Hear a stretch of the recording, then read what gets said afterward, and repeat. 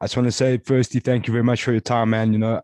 Down here in South Africa, we don't always get the most time with such athletes like yourself. So I really appreciate you taking some time in your day to chat to us, man.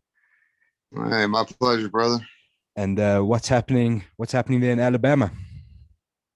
Not much. We just man, we had some tornado scares here last night. So all that's passed. I don't think there was too much damage, and yeah, beautiful sunny day today. Nice. What's the procedure in a tornado scare? You got to tighten down the hatches, or what goes on? Your guess is as good as mine. Try not to get blown away. We got a brick house and a basement, so I think we'll be good if something happens. Fantastic. Obviously, you've come off a bit of a strange weekend. We got to chat a little bit in the media day. Everyone was really excited about the fight. Ended in a bit of a strange way. Just talk us through where your mind is at right now with regards to what happened, and maybe give us a bit of insight to your side of what went down. Um, everything's good my way. Obviously, disappointing. Came away with half my check, which is the ultimate penalty. I think I would have rather lost a point, and we just carry it on into the second round and keep it moving. But other than that, man, everything's good. It was a bit of a strange one because there was a bit of a point where maybe Herb Dean could have in fact stopped the fight. I mean, it looked like a bit of a finishing sequence. You were really pouring on the pressure. I think you landed a straight left cross, which really hurt him. Does that become a bit frustrating where like you were so close to the finish and then it ended in such a strange way? Yeah, and I think that's why things kind of happened the way they did because Herb's yelling, fight or defend yourself, and so you already know when you hear that the fight's close to being over. Then I hear my corner yelling short time, so I'm thinking there's 10 seconds left in the fight, in the round rather, and he was kind of doing the whole up down thing. So I just try to get one last shot in before the round ended. If I'd have known there were 25 seconds left rather than 10 seconds left, I'd take my time a little bit right there. The question I really wanted to ask is, do you think that the knee landed enough to cause stoppable damage? Like it seemed that he took a lot of it on the arm. He did have a pretty high guard up. From your perspective, did it feel like it landed pretty hard or not all that much? Not very much at all. I didn't really throw it too hard to begin with. And yeah, hit his arm, hit his glove or whatever. And an illegal move, like motion nonetheless, I guess. But it would be hard to argue that the onslaught that he took before that knee landed didn't have an effect in the concussion protocol or whatever questions the doctor was asking. Like, of course, he's not going to pass that test because of what happened, the 4 minutes before that, So I think that happens in like the first minute of the fight, then everything's all good. But, asking him those questions and asking him to perform any kind of task after, being dropped and hit and, beat up essentially would be really hard for anybody to do. Yeah, absolutely, man. And he was definitely in danger long before the knee, so it was a bit of an interesting one. How do you feel about the rematch? Is it something you're going to pursue, or are you just going to wait for the call? Man, I'm not begging anybody to do anything. I don't turn down fights. So whatever they ask me, whatever name comes across that contract we sign, we make it. We show up and we do the dance. Hoping for a quick turnaround. Man, I've been gone for 2 months, away from the family, away from the wife and kids. So I want to take as much time as they'll give me in between fights. I didn't take any damage, and usually when a fight ends in controversy like that, or you don't take any damage and you're ready to go, the UFC has a way of offering you fights and things like that. So, but like I said, I want to just take some time, relax, recharge mentally and physically, and we'll see what's up. That's interesting point because I saw, well, it would have been, we're a few hours apart. Saw you're hitting some big numbers on the scale either this morning or last night. So at short notice, definitely going to have to be a lot heavy, or would you make it back down to middleweight? Yeah, well, it depends, what short notice, a month or less, then, I probably need to be fighting at 205. But anything other than that, over that, I can fight it. And I think I can make middleweight. So, uh, excuse me, I don't want to like stress the weight cut too hard, because then that affects the fight. And I'm already doing it on short notice anyway. So, um, I prefer to have full camp to make middleweight.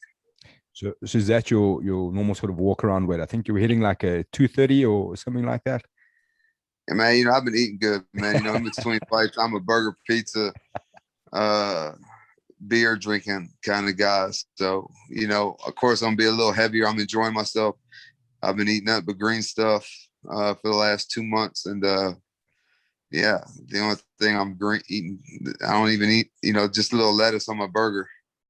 That's the only thing green that I'm eating. So, or green Jolly Ranchers or green candy, So, um, just taking it the opposite way. You know what I mean?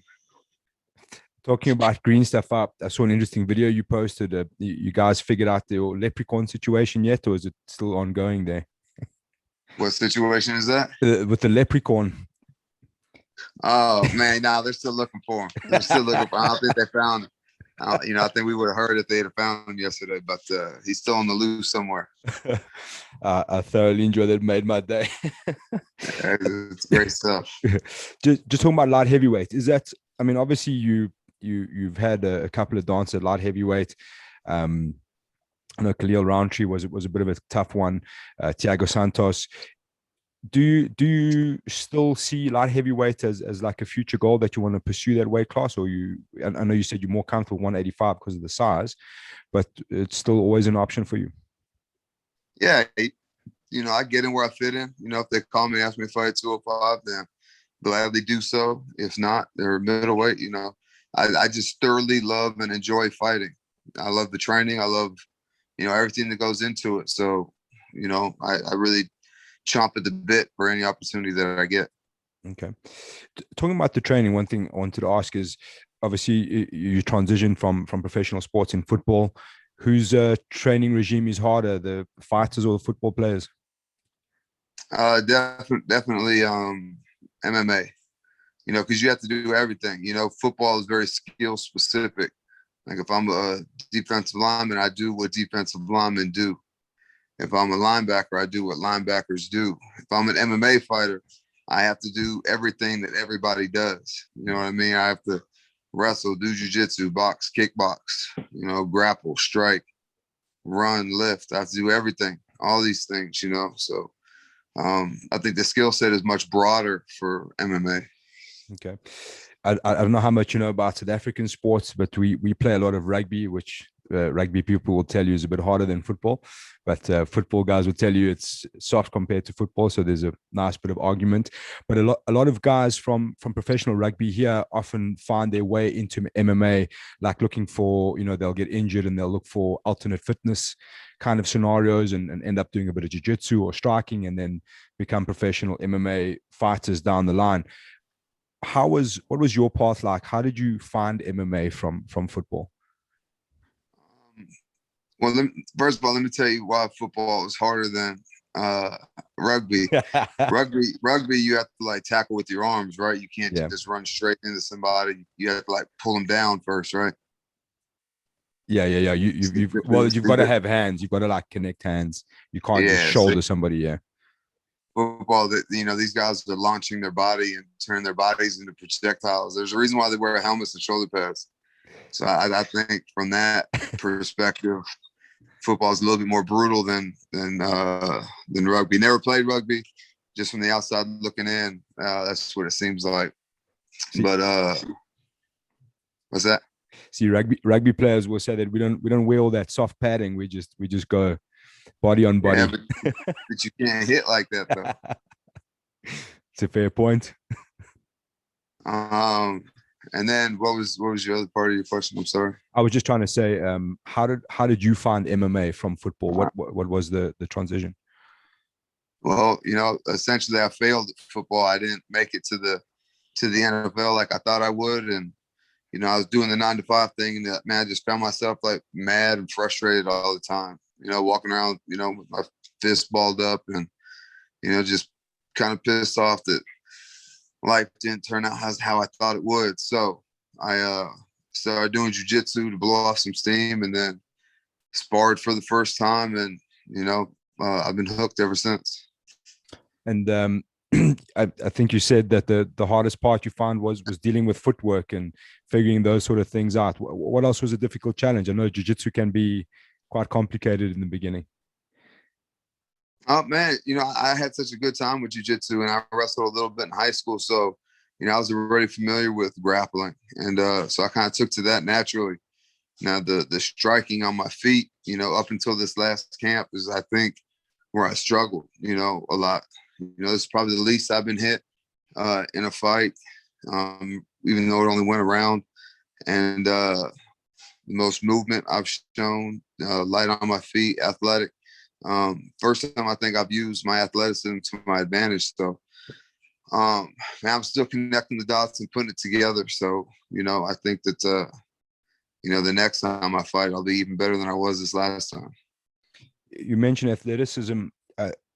Often when guys like yourself transition over, that's always the talk of the town, athleticism and natural athletes. Do you think there is a bit of aid there, being a professional sportsman of any kind and changing over sports? You've got this like athletic advantage.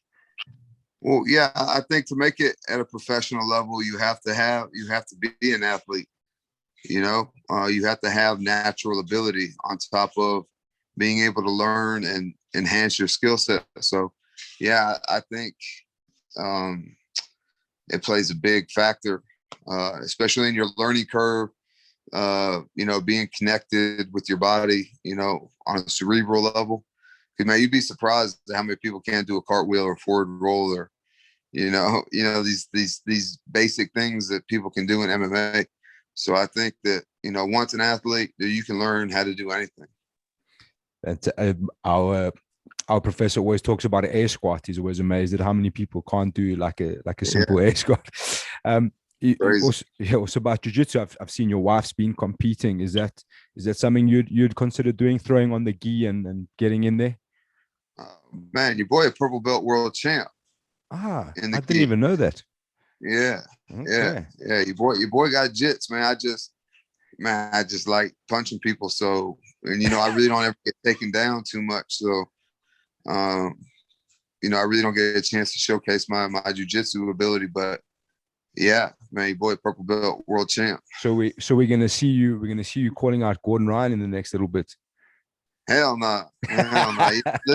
And I used to compete quite a bit, gi and no gi, but then I made it to the UFC, and I just felt that I would feel so dumb that if I got heel hooked or tore my ACL fucking around in a jiu-jitsu competition for free, and I could make some pretty good money fighting, so injury is really the reason why I don't compete anymore. But when I retire, I'll get back in the game. Awesome, man. That'll be awesome. Are you in MMA in your camp? Do you put on the gi at all? I know there's like two schools of thought. Like some guys will always say training the gi, and others there's no point to it. Yeah, when I'm home, I train predominantly in the gi. And when I went out to fight ready in Arizona, I didn't put it on one time. So okay. I like the gi. I like no gi. I like jiu-jitsu. I like grappling in general. So yeah, I put it on when I'm home and in between fights. And then when I get ready when I'm in camp to get ready for a fight, then, I hardly put it on at all. Fantastic, man. Last one for me, Eryk. Looking back on your career so far, if there's anything that stood out that you could offer as a piece of advice to younger fighters on their way up. Really take the dieting seriously. Early in my career, I would, be 215 and try to make 185 and would just kill myself and wonder why I only had a a 1 3-minute round of cardio in the tank, So, man, there's just so much, it's I think this sport above most requires the most discipline. And, you got to dot the I's and cross the T's if you want to be successful at this sport. Fantastic, man. Like I said in the beginning, much love from South Africa. Thank you so much. Appreciate your time, and hopefully you get a fight soon, but not too soon, so you can get your time off and have a good one, man. Appreciate it.